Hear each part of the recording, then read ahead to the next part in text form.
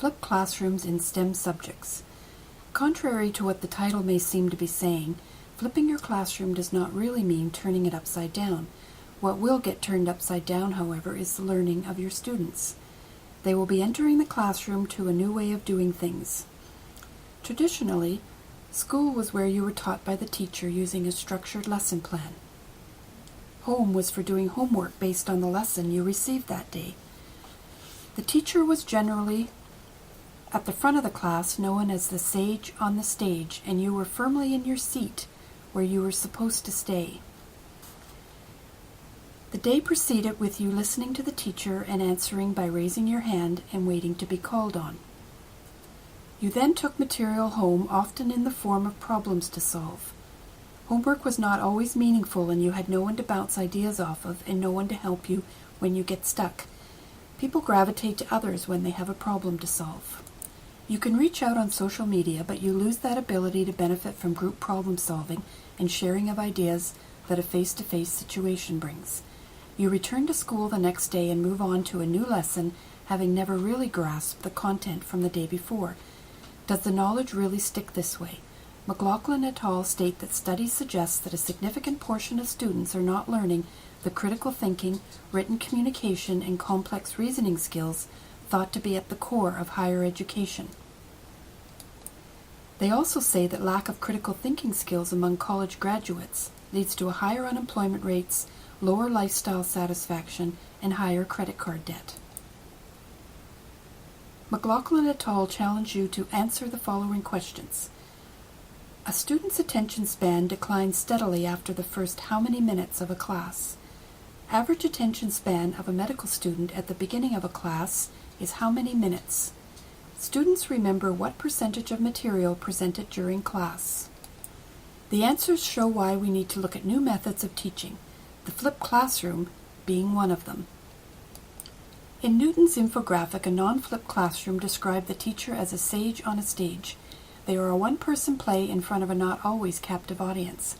A flipped classroom describes a teacher as a guide on the side. They guide, lead discussions, promote curiosity, and questioning to solve the problems students may have struggled with in their solitary learning environments at home.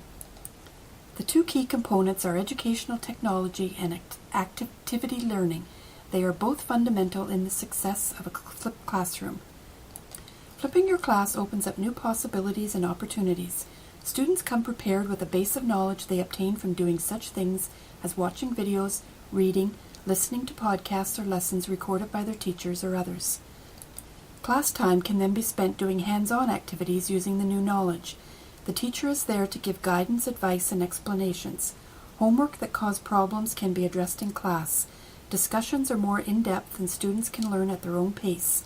In their article, Lecture Halls Without Lectures, A Proposal for Medical Education, Prober and Heath proposed that students would welcome more opportunities for case-based, problem-based, and team-based exercise, strategies that activate prior knowledge. Teachers would be able to actually teach rather than merely make speeches. The most important aspect of this flipped model is that the student is at the heart of what is happening in the classroom. Stanford University outlines the benefits of a flipped classroom. 1. Learner control. Students can study at their own pace in a way that meets their needs. Immediate feedback. Understanding is checked along the learning path with short quizzes and reflective questions, allowing a student to review a lesson before moving on. Flexibility. You can learn when the time is right. If you are a night owl, you don't have to conform to a strict classroom time schedule. Higher quality of content. Curriculum is updated as needed in a timely way. Searchable online library, videos, podcasts, etc. become a valuable resource for students who can access them at any time. Updating of content.